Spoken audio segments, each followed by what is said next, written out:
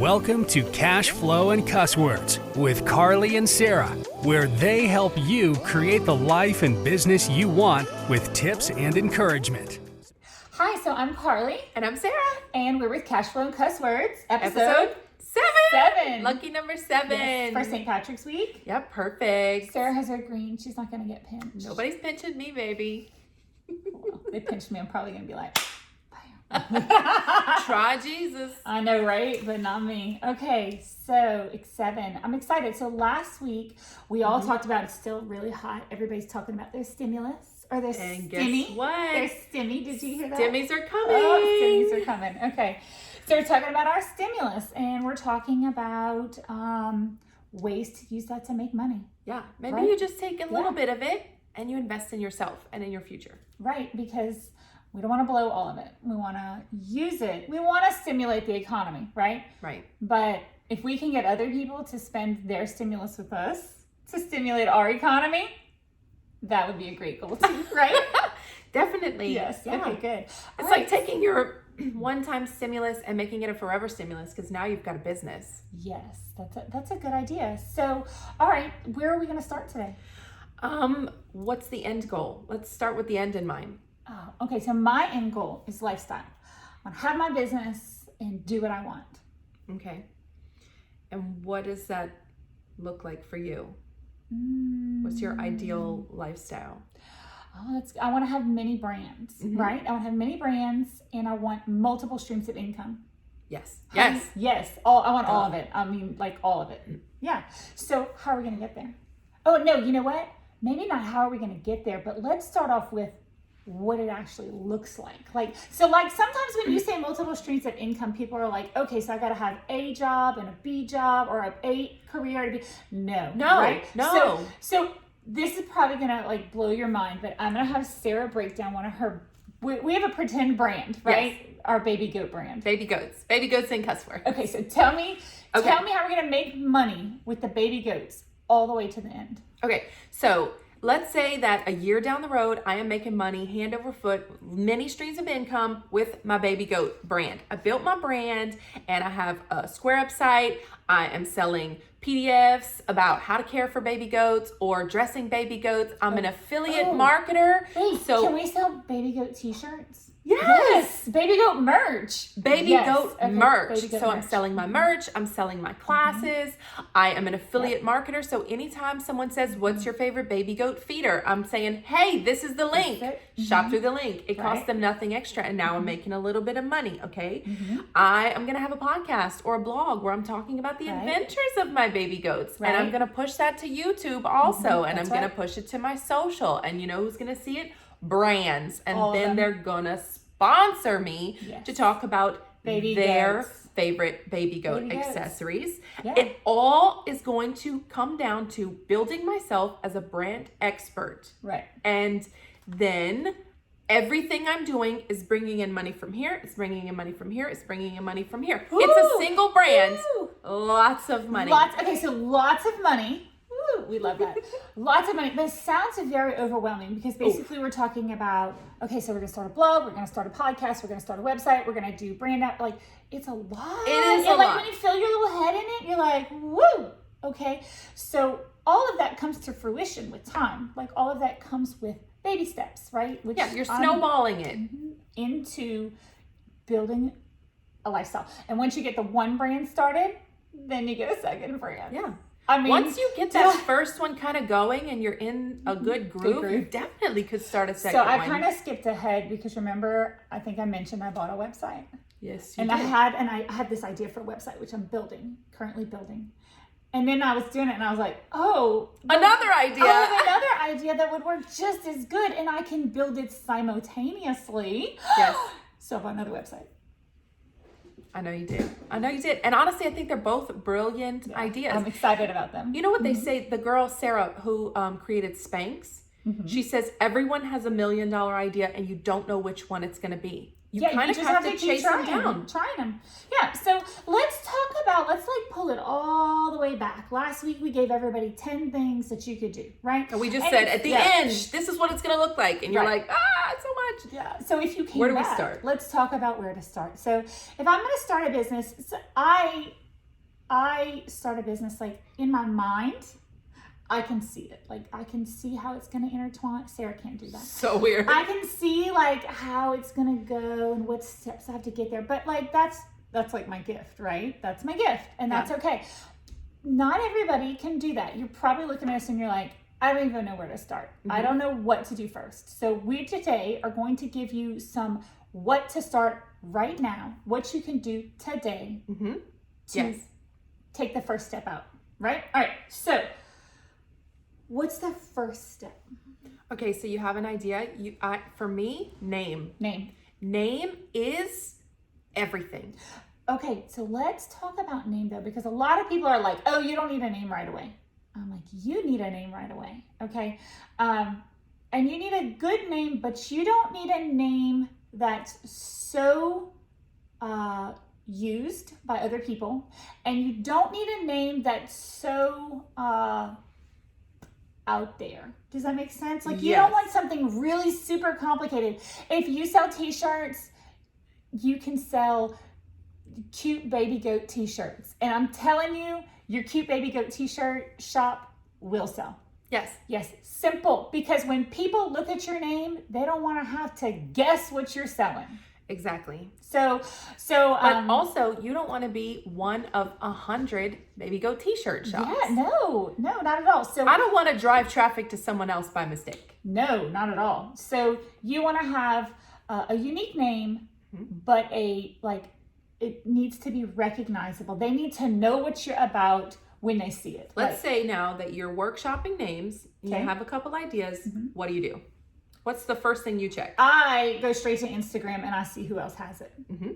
Because if I have a name that I really love, but there's 14 shops out there already, I'm not going to use that name. Right, definitely. No.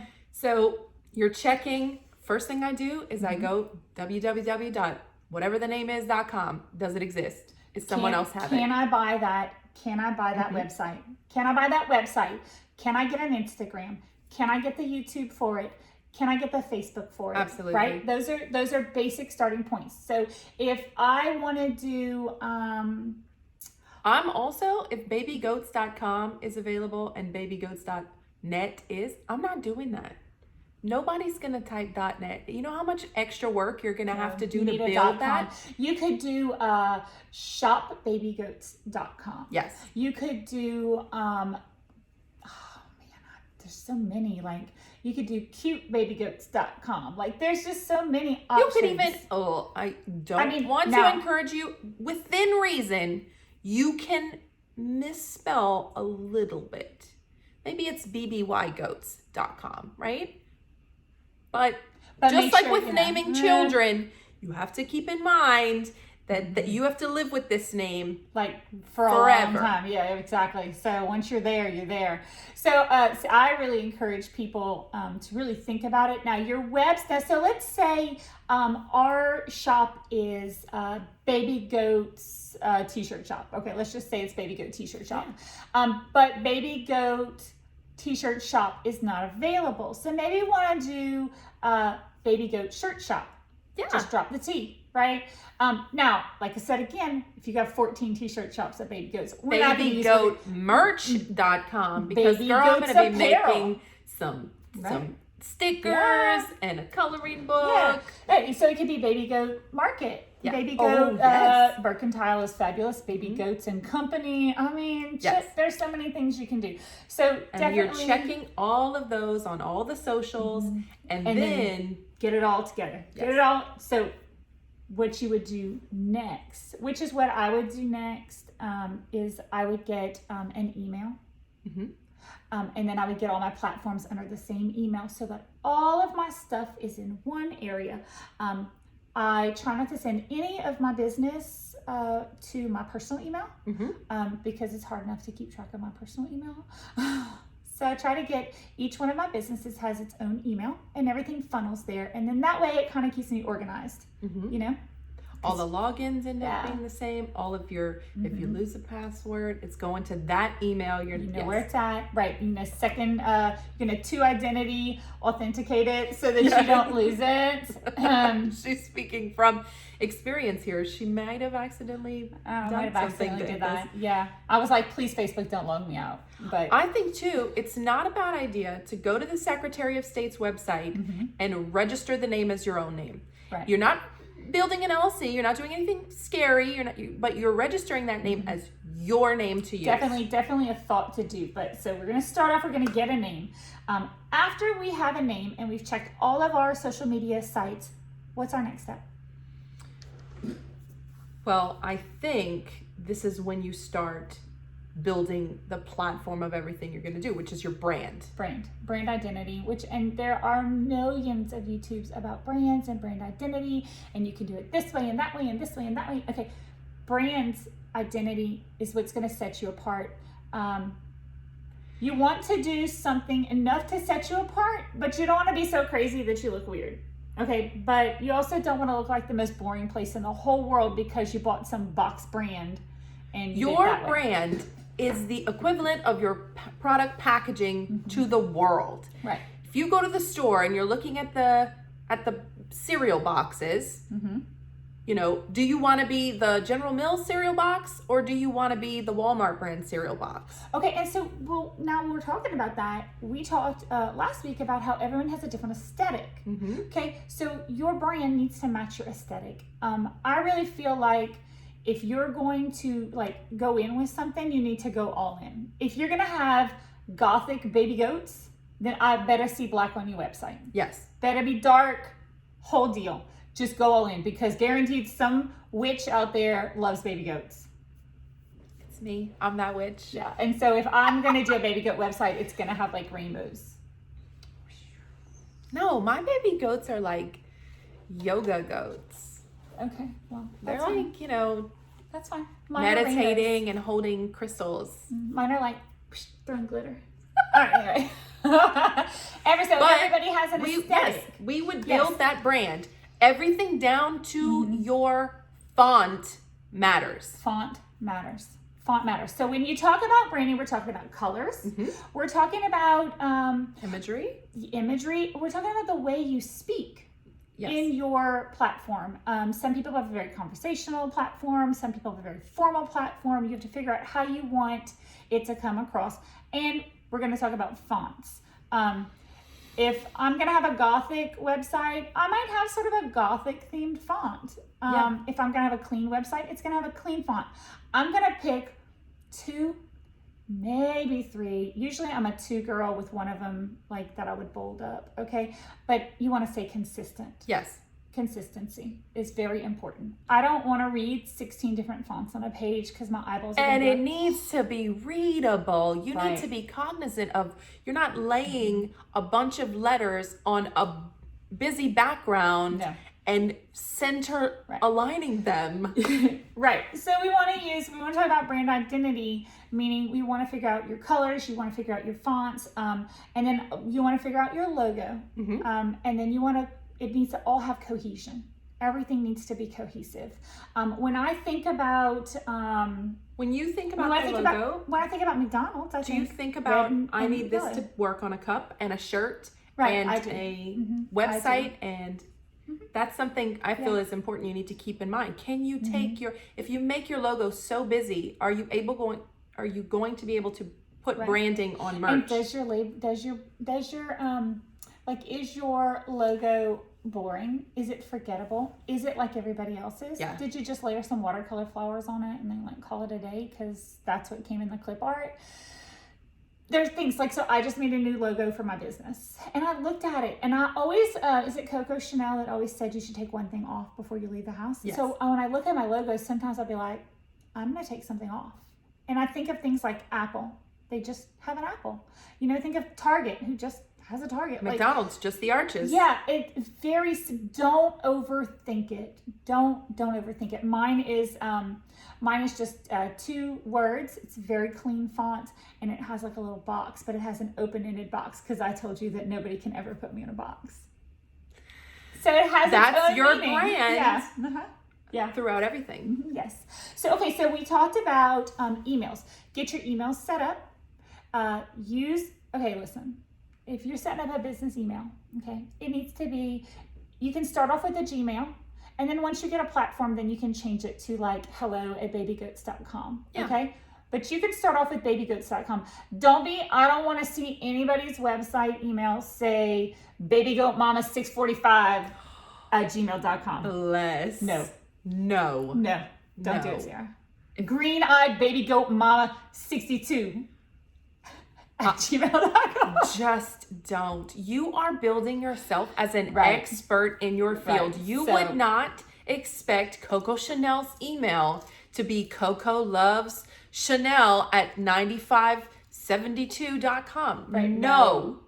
So it's cool to start off with a Gmail. It's good to start there because we're talking like starting slow and building up. You're going to get a website at one point. You're going to get a domain, and then you're going to switch over to something, and it should be something good to do. I don't want to see goat baby mama at goatshirtshop.com, No. Sarah. Okay, should be like hello, info, help you to be presentable and professional. A very small step that you can take, if you Google free professional email signature, there's 100 generators, and they will help you to build a beautiful email signature that continues to put you as a expert in your field and make you look more professional, even if you are just using a Gmail right now. And that's fine. So like right now, maybe you're using platforms, and maybe you'll have a contact page at some point, but at some point you will be contacted by influencers and by sponsors, and they want to know that you're going to represent their brand professionally and that you're going to carry up like you're part of the deal. So the more professional you can present yourself, the better.